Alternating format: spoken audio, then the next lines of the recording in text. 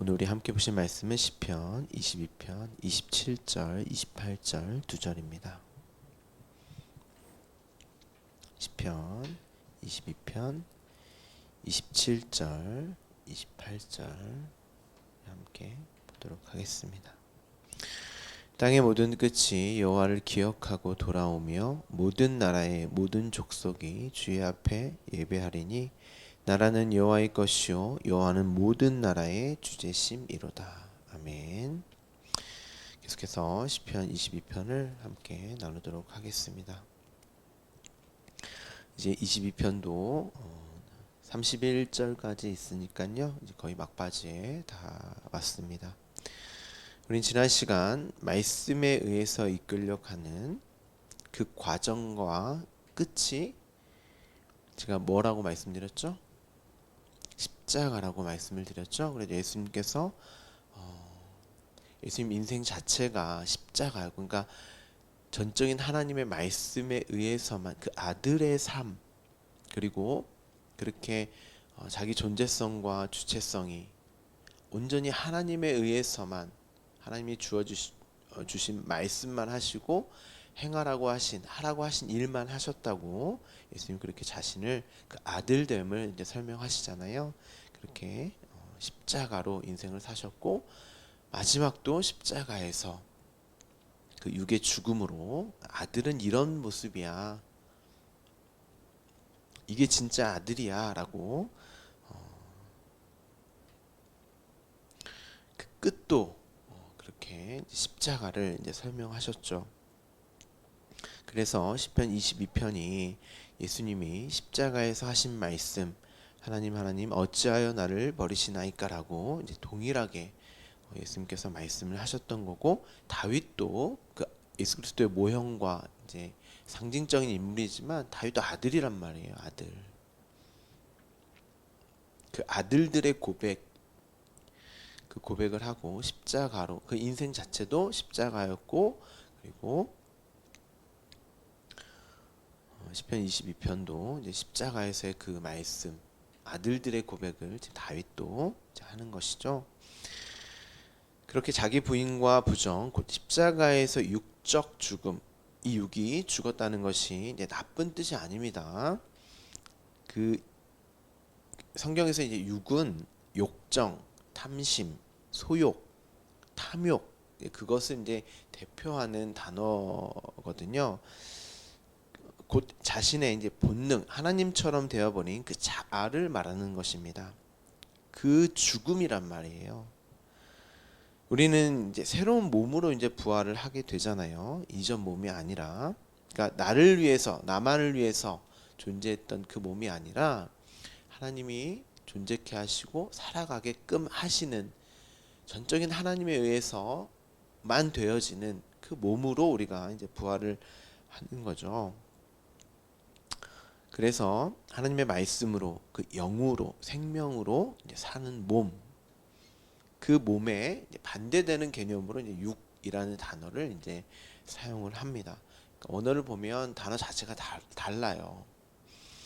그 육적 자아의 죽음을 역사 속에서 인생과 삶을 통하여 경험하고 결국에는 자기 십자가, 왜 예수 그리스도와 함께 내가 죽고 살아야만 했는지, 그 십자가를 통한 구원과 구원의 현실을 깨닫고 알게 되는, 곧 내가 있어야 할 자리, 하나님의 생명과 사랑, 그것을 양식 삼아 그것이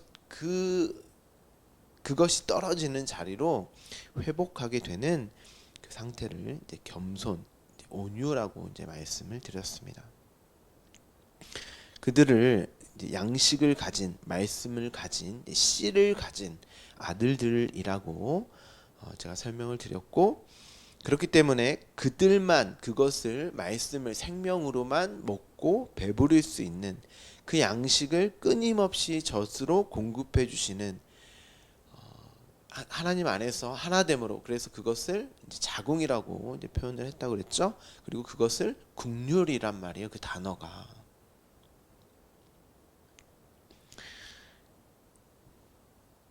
그렇게 그들이 하나님을 찾고 그 관계 안에 그 의를 완전하게 이루신 예수 그리스도만을 하나님만을 찬송하게 된단 말이죠. 우리가 지난 시간에 했던 내용을 제가 이제 다시 설명을 드리는 겁니다. 이어지기 때문에. 그리고 그들이 그 마음을 가지고 어떤 마음이에요? 새 마음. 예레미야나 새 언약의 내용을 보면 새 마음, 바울도 한 마음 이렇게 표현을 한단 말이에요. 그 마음을 가지고 영원히 사는 거예요. 그 이전까지는 두 마음으로 살았단 말이에요. 그러니까 두 마음이라고 해서 마음이 두 개 있다는 말이 아니고 마음이 없는 거예요. 두 마음을 가졌다고 하는 거는. 그러니까 마음이 없는 자는 당연히 생명과 양식, 말씀이 없는 자겠죠. 두 마음이 무슨 마음이겠어요? 선악의 주체자가 된 그 두 마음. 앞서 제가 육의 욕정, 탐심, 소욕 그 두 마음으로 끊임없이 나를 섬기고 나만을 위해서 사는 그 자들을 성경은 짐승이라고 표현을 해요. 마음이 없는 자들, 두 마음을 가진 자, 두 마음이 있다고 해서 마음이 있는 게 아니고 한 마음의 반대편을 이제 반대되는 개념으로 두 마음으로 이제 설명을 하는데 그것은 마음이 없는 거예요, 사실은. 그들을 짐승이라고 하는 거죠. 그래서 하나님이 마음을 바꿔준다고 이제 설명을 하고 신약에서는 성령이 너의 마음을 뚫고 들어와서 그 말씀, 마음에 말씀을 새겨버리는 새 마음, 한 마음을 주시는 이제 두 선악이 아니라 한 진리의 말씀으로 새겨버려서 그 말씀이 무엇인지는 성령이 오셔서 깨닫게 한단 말이에요.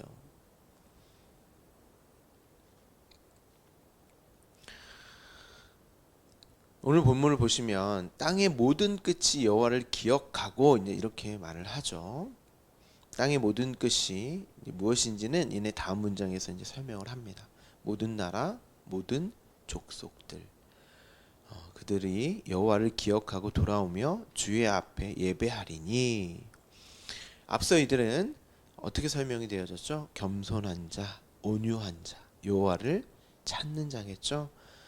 그들이 모든 족속, 모든 나라, 모든이라고 표현해서 모든 이들을 말하는 게 아니라 하나님의 택함을 받은 그 모든 자들을 말을 하는 것이고 땅의 모든 끝이에요. 그게 그러니까 땅 끝까지 이르러 이제 예수님이 이제 승천하실 때 제자 삼으라고 그러니까 땅 끝까지 이르러 복음을 이제 전하라라고 하는 말이 이 말인 거죠. 그러니까 땅의 끝은 이 당시에 땅의 끝은 스페인이었단 말이에요. 에스파냐.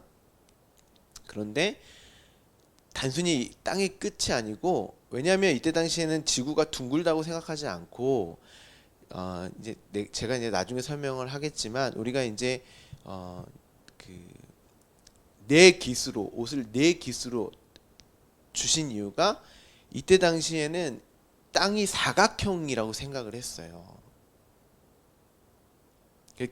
땅의 끝은 이제 절벽이라고 생각을 했고 그 끝을 지옥이라고 이제 생각을 했기 때문에 이들이 땅의 수를 4라고 썼고 예수님께서 네 기수를 줬다고 하는 것은 단순히 네 개로 줬다는 말이 아니고 땅적인 것으로 줬다는 거예요. 우리가 알 수 있고 볼 수 있는 것으로 우리는 땅에 있는 것만 감지할 수 있고 알 수 있고 깨달을 수 있잖아요. 그런 의미에서 이제 네 기시라고 하는 이제 그런 단어를 이제 쓰는 건데 땅의 모든 끝, 그 땅 끝까지 이르러라고 하는 것은 내 기수로 예수님께서 주신 그게 땅 끝이에요. 저와 여러분이 땅이잖아요. 그러니까 예수님께서 예루살렘과 사마리아와 땅 끝까지 이르러 내 복음. 예수님께서 이 땅에 오셔서 예루살렘에서 시작을 하셔서 사역을 사마리아까지 가시고 땅 끝이 어디였어요? 예수님이 죽으신 곳 십자가죠. 그러니까 땅 끝은 십자가.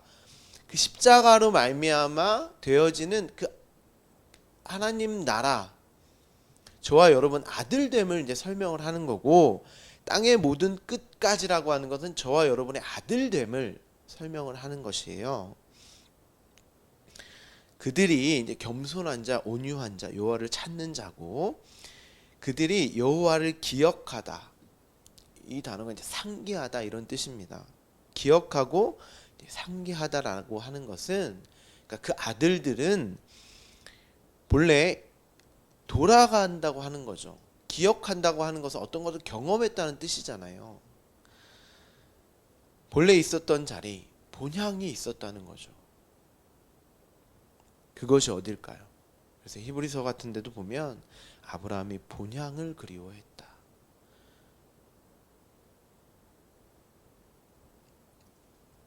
처음 아브라함을 찾아간 그 메소포타미아 그 문명, 뭐 하란, 뭐 그곳을 말하는 게 아니고 아브라함의 본향이 어디예요? 하늘나라겠죠. 하나님과 함께한 그 나라. 우리의 본향도 하나님 나라. 어디예요? 하나님의 생기로 존재가 되고 그것으로만 살 수 있는 그곳. 그래서 성도를 이 땅을 나그네라고, 이 땅을 나그네로 사는, 그렇게 이제 표현을 하고, 나그네라는 것은 이 세상을 영원히 거할 곳, 처소로 여기는 것이 아니라 잠시 머무르다가 언젠가는 떠나 진짜 내가 있었던, 살았던 그곳으로 돌아가는 자들이잖아요.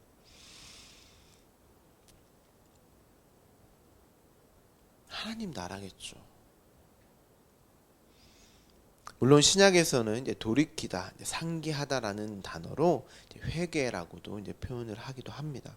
이제 우리의 마음이 하나님의 마음에 의해서 기억하고 돌아오게 되는 것. 그것도 마찬가지죠. 우리의 마음이 본래 어떤 마음으로 되어진 거예요? 하나님의 마음, 하나님의 사랑, 하나님의 생명으로 채워지는, 그것을 기억하고 이제 돌이키게 되는 것을 회개라고도 이제 표현을 하는 거죠. 우리의 처음 자리, 하나님의 생기, 그 영, 말씀으로 존재하며 하나님의 사랑과 생명이 부어지는 그 자리를 기억하고 어떻게 해요? 어떻게 알 수 있어요? 여러분이 무엇으로 채워도 채워지지 않는 그 공허한 마음이 그 증거예요. 그 마음은 다른 것으로, 어떤 것으로도 채워지지 않아요. 그 공허함이 이 세상의 어떤 것으로도 해결되어지지 않아요. 그래서 예수님도 그것은 이제 당신이 물이라고 표현을 하시고, 사마리아 여인에게 물을, 내가 진짜 영원히 마르지 않는 물을 가지고 있는데 라고 말씀을 하시면서 그 전에 그 여인에게 물을 좀 달라고 하잖아요. 근데 예수님은 물 먹을 생각이 없어요. 왜냐하면 그 여인이 공허했기 때문에 우물가에 찾아와서 그 물을 통하여서 진짜 마르지 않는 영원한 생명, 그 물을 당신이 가지고 있는데 그 여인이 엉뚱한 물로 지금 마시고 있었단 말이에요. 어떻게요? 5 남편으로. 근데 진짜 남편인 내가 왔다 이거예요. 나로만 네가 진짜 영원한 생명, 진짜 하나됨, 그 남편과 아내의 그 관계로 네가 영원을 살 수 있는데, 그것은 이제 물로 내가 그걸 해결해 줄게. 내가 물이야, 그 물.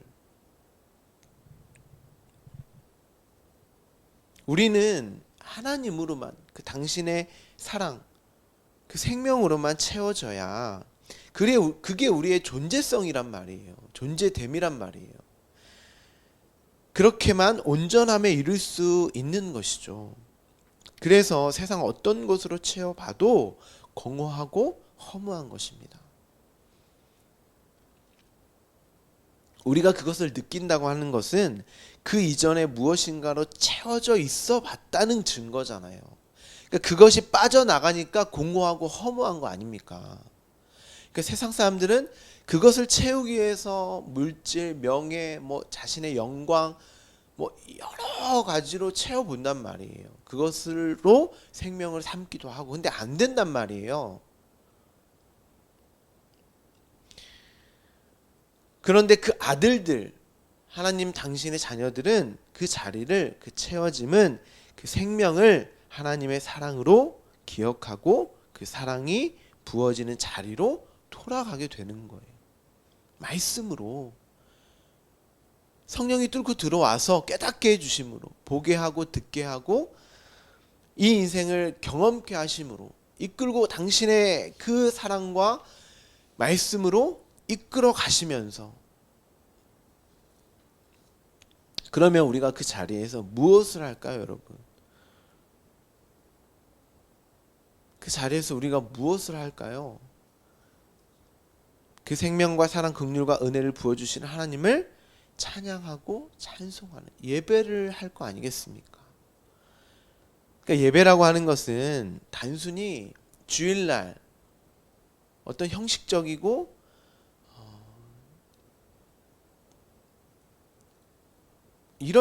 그런 게 예배가 아니에요. 그러니까 여러분 삶 자체가 예배예요.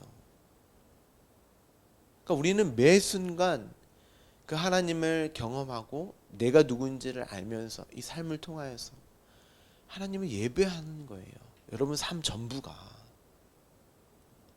그것을 말씀에 이끌려가는 삶이라고도 하는 것이죠. 예배는 먼저 하나님이 여러분을 섬기셨던 그 십자가의 참된 의미를 깨닫고 하나님의 사랑을 알게 되는, 그로 나를 하나님 당신의 아들로 삼은 그 놀라운 은혜를 누리는 자리로, 나만을 사랑할 수밖에 없는, 나라는 존재만을 위해서 살아갔던, 나만을 사랑했던 우리를 어떻게 당신 하나님을 아버지로, 또한 그 아버지를 사랑하게 하셨는가, 어떻게 나의 마음을 아버지께로 향하게 하셨는가, 그 놀라운 힘과 능력을 찬송하며 찬양하는 것을 말해요. 예배는 여러분이 먼저 하나님을 섬기고 사랑하는 종교적 열심과 복을 염원하고 서원 성취를 하는 것이 예배가 아니에요. 우리는 예배를 통해서 맞습니다. 하나님, 당신이 나의 아버지가 맞습니다. 나는 당신의 아들이 맞습니다. 아버지가 주신 생명으로만 존재하고 그로 살아가는 그 아들이 맞습니다.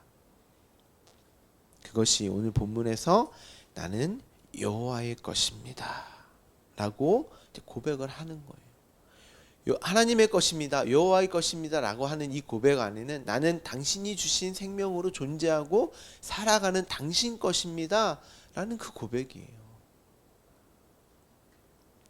그래서 오늘 본문 28절에서 나라, 하나님이 통치하시고 다스리시는 내가 하나님 나라란 말이에요, 여러분. 나는 여호와 것입니다, 아버지의 것입니다 라고 이제 다윗도 고백을 하는 것이고, 저와 여러분의 그 아들들만 할 수 있는 그 고백인 것이죠.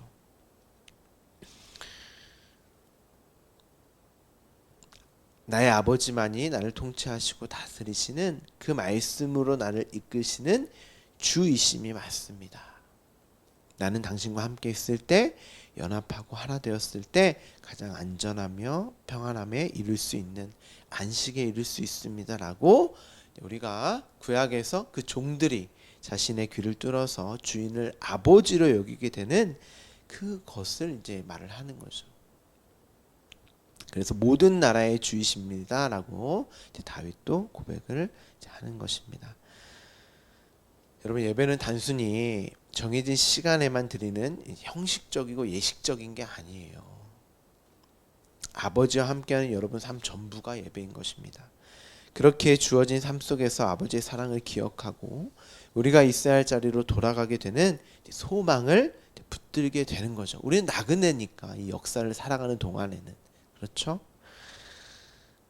그렇지만 이미 내가 돌아왔음을 확인하는 삶이기도 한 거예요.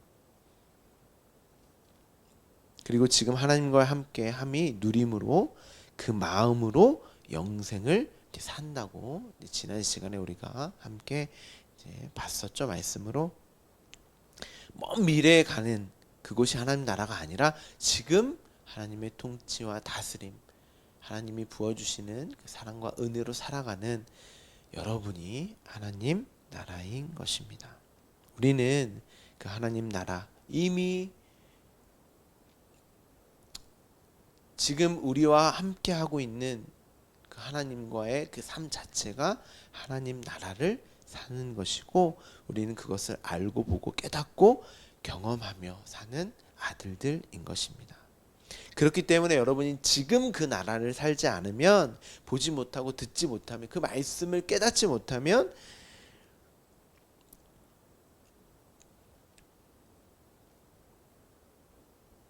영원히 그런 뜻이 아니라고 말씀을 드렸죠.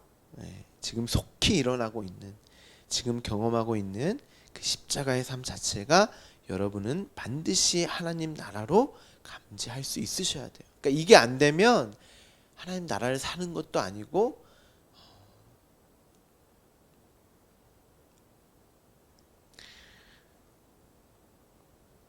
하나님의 어떤 급함, 하나님의 어떤 그 마음을 이제 표현한 단어이기도 하지만, 여러분 말씀을 통해서 반드시 그 나라를 보시며 그 말씀 안에 있음을 확인하셔야 되는 거예요. 제가 왜 이렇게 말씀을 드리냐면, 우리가 엉뚱하게 예배를 하고 이제 종교적으로 기독교를 이해하고 해석하기 때문에,